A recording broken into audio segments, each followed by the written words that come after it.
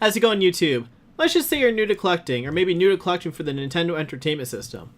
You recently picked up one of these, you have a cable, you have some controls, and you're ready to start playing. But unfortunately, the only thing you're missing are some games.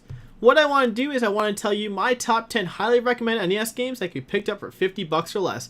Enjoy! Disclaimer for this video. These games are in no specific order. I also said I was never good at these games. I only selected games I currently own, and these prices are based on averages for November of 2016. Number 10.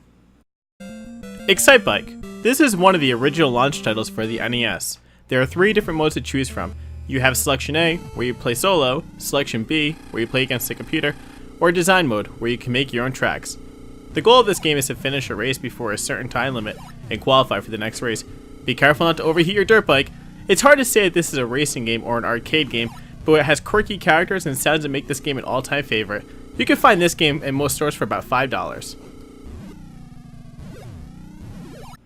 Number 9. RBI Baseball. RBI Baseball is one of the Tengen carts you shouldn't stay away from. It was released in 1986, which makes it one of the original baseball games for the NES. Although the game uses real player names, it does not actually use real team names. The team names were chosen based on the first place teams in each division in 1986. Although not specified in the game, each player has different abilities. Some are stronger hitters, some make better contact, and some can run much faster. I chose this game because of the artwork, the difficult gameplay, and the all-around fun factor. You can find this game for about $3. Number 8. Super Mario Bros. With Duck Hunt. There's not a whole bunch to say about this game because everyone knows who Mario is. The goal to this game is to get past all 8 worlds and rescue the princess. You can find many different power-ups by hitting certain question mark blocks which can benefit you in different ways. Throughout this game there are many secrets. Let's see how many you can find.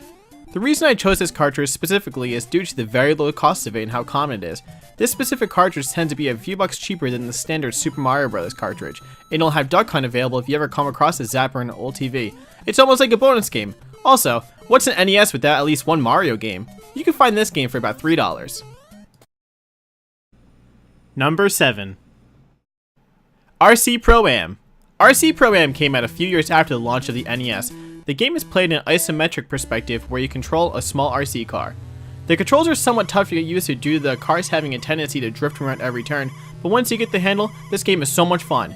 You can collect items and weapons to try to take down the 3 other racers as you conquer all 24 tracks. Watch out for the water and oil puddles as you're racing along these short but fun levels. Do your best and try to get in 3rd place or higher to advance to the next track. You can find this game also for about $5.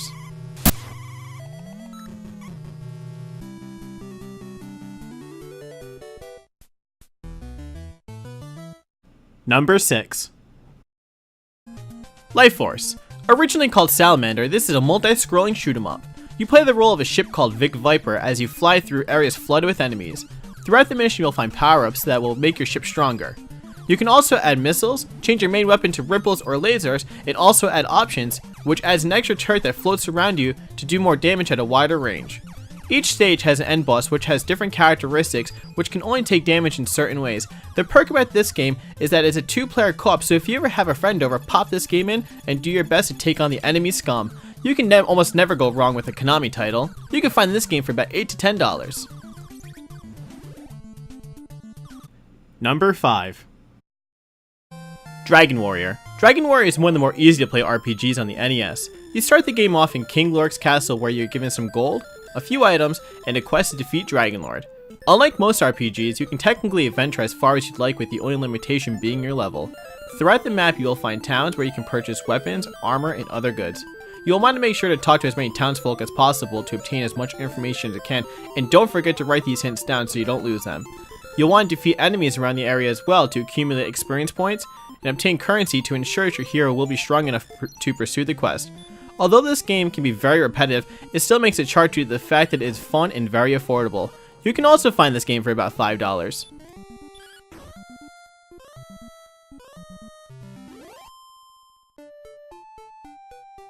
Number 4. Stein X. Stein X is a side-scrolling action game for the NES. You start off this game in the role of a 16-year-old boy who is sent to another dimension after having constant dreams of a young woman calling out your name. Your goal is to defeat the end boss, Blackhorn, to rescue the princess by the name of Rosebud. Although this game sounds easy, it can be very difficult. Similar to Castlevania, when enemies hit you, they tend to knock you back, which can cause you to fall down ledges and die. Your weapon can be changed from an axe to a spear and into a sword. Each weapon does different damage, but some can also benefit your magic abilities.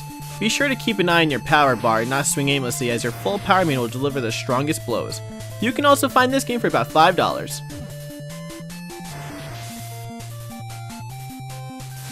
Number 3. Dr. Mario.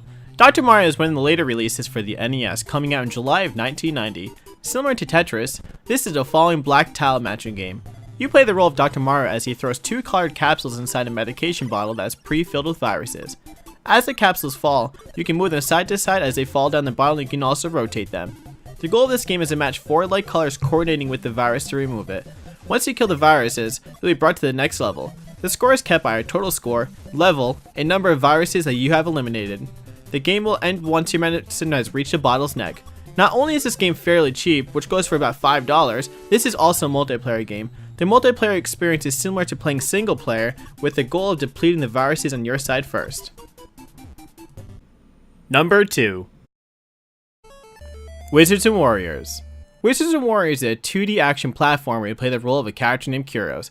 As you hunt through the forests and caves, you'll come across many different types of creatures such as spiders, demons, and a variety of others. Throughout your adventure, you will also collect gems, keys, and multiple upgrades to increase the power of your player. Their goal is to defeat the evil boss by the name of Malkill and Castle Ironspire. Also, you definitely want to save the princess while you're there. Although there's not much to say about this game, it is one of the few almost RPG games that is also a platformer. It is very difficult but can offer hours of fun if you want to step away from a turn-based RPG. You can also find this for about $5. Number 1. Blaster Master. Okay, I lied, I did save the best for last. If you haven't heard of this game, I recommend to pick it up now. Blaster Master is a platformer slash run and gun game. You play the role of a character named Jason who lost his pet frog named Fred down a hole. As the game starts, you're equipped with your spacesuit and are riding your spaceship by the name of Sophia the Third. This game offers 2 types of gameplay. A platform mode where you control your vehicle that can gun down enemies, or you can hop out and gun down enemies yourself with less damage. As you play on, you will notice you will have to leave your vehicle and go into caves where you begin playing in a top-down perspective. Once inside, you'll crawl through and fight a variety of enemies and bosses, as well as pick up upgrades that increase the power of yourself and the ship. There are 8 levels in this game, which can make up hours of non-stop fun. Although this game is rather forgiving, you are given 5 continues, and once they're up, it is game over and you must start again. You can also find this game for about $10 to $12. So I'd like to thank you guys for watching, and hopefully this inspires you to grab some of these games right here. Again, this is my top 10 favorite NES games that can be picked up for $50 for less. If you want to see more episodes like this from maybe the Super Nintendo, the N64, maybe the Sega Genesis, let me know. Please feel free to like, subscribe, leave a comment, tell me what your top 10 list would be. As always, I hope you guys have a great week hunting, and thank you very much for watching.